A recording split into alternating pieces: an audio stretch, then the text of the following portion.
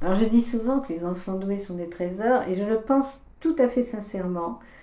Ils ont une richesse à la fois intellectuelle dans tout ce qu'ils peuvent, tout leur raisonnement, de créativité, et une richesse affective. Ils ont une générosité de cœur. Ils ont des qualités d'empathie. Ils comprennent, ils captent les sentiments de leur entourage. Ils les captent immédiatement, sans interférence. Ils tiennent à venir au secours même de leurs parents quand ils voient l'un des deux, surtout s'ils sont seuls, prenons l'exemple d'un enfant seul avec sa mère, s'il voit sa mère triste, il va tout faire pour essayer de l'égayer, pour essayer de la consoler. Ils ont cette qualité d'empathie qui est aussi une faiblesse parce que ça fragilise. Ils captent trop de choses et parfois ils captent aussi la méchanceté, l'agressivité et ils en souffrent à leur égard, quand il y a une jalousie, une agressivité à leur égard, ils en souffrent.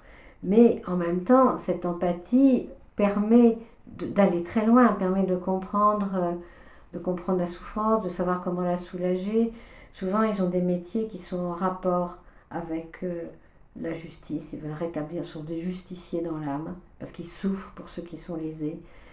Ils ont envie, ils ont une prodigalité de leurs dons, ils ont envie que les autres en bénéficient, et c'est ce que font les artistes.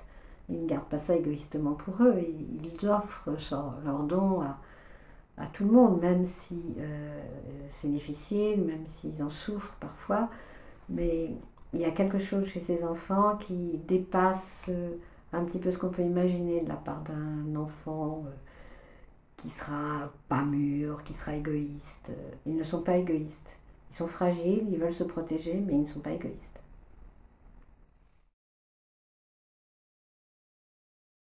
Alors les écoles libres ont ceci de bon, c'est qu'elles sont libres et qu'elles peuvent tout à fait adapter leur enseignement scolaire aux particularités des enfants. En particulier, par exemple, le saut de classe. Si on ne prend que cet exemple-là, ils peuvent tout à fait faire sauter une classe sans s'encombrer de trop de complications. Ils sont sûrs, s'ils connaissent l'enfant, ils sont sûrs que c'est possible. Ils le font. Ils peuvent aussi plus facilement proposer d'autres activités qui intéresseront les enfants. Il y a, je pense que pour les écoles tout à fait libres, ils peuvent tout à fait proposer, comme je disais tout à l'heure, allemand et latin, ça n'est pas possible, c'est ou bien. Ils peuvent proposer allemand et latin. Ils peuvent répondre à la demande des parents, trouver des professeurs qui se passionnent pour leur métier, parce que là, ils auront le choix du professeur dans des domaines qui sont un petit peu négligés, comme la musique, comme le dessin, alors que des bons professeurs dans ces domaines-là entraînent les enfants très très loin. Pour les enfants, c'est un repos. Ça leur offre, ça ne sera pas un champ de bataille où il faut combattre pour se faire une place. Au contraire, ils vont progresser, se développer dans l'harmonie, dans la paix, parce que on sera plus attentif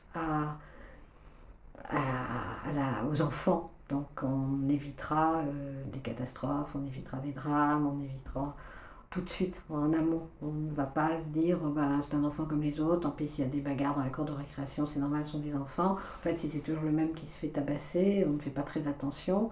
Je pense que dans une école attentive aux enfants, on fait attention. Donc un enfant peut s'épanouir globalement dans toutes ses dimensions plus facilement dans une école libre, totalement libre. Alors, quelque chose qui est très important que je conseille toujours aux enfants, aux parents et aux enfants, c'est quand même la pratique d'un sport. Et évidemment, pas n'importe quel sport. Les garçons n'aiment pas beaucoup le foot, par exemple, parce qu'ils trouvent que c'est brutal. Oh, ils n'aiment pas beaucoup. Mais pour les filles, il y a le sport, c'est même plus un sport, c'est un art. Il y a la danse. Alors là, c'est la danse est la reine des activités physiques. Le contrôle de soi, le perfectionnisme, ça n'est jamais assez bien. Donc pour les filles, c'est l'idéal, ça donne un maintien qu'elles garderont toute leur vie. Mais il y a aussi ce que je pense, les sports de combat qui apprennent la maîtrise, la compréhension de l'autre, la faculté de s'adapter, l'anticipation.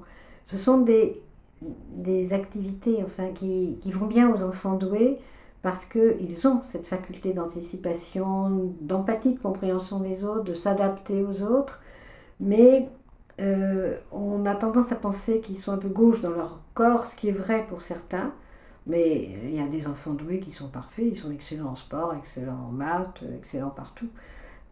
Mais on ne doit pas négliger tout ce qui est physique.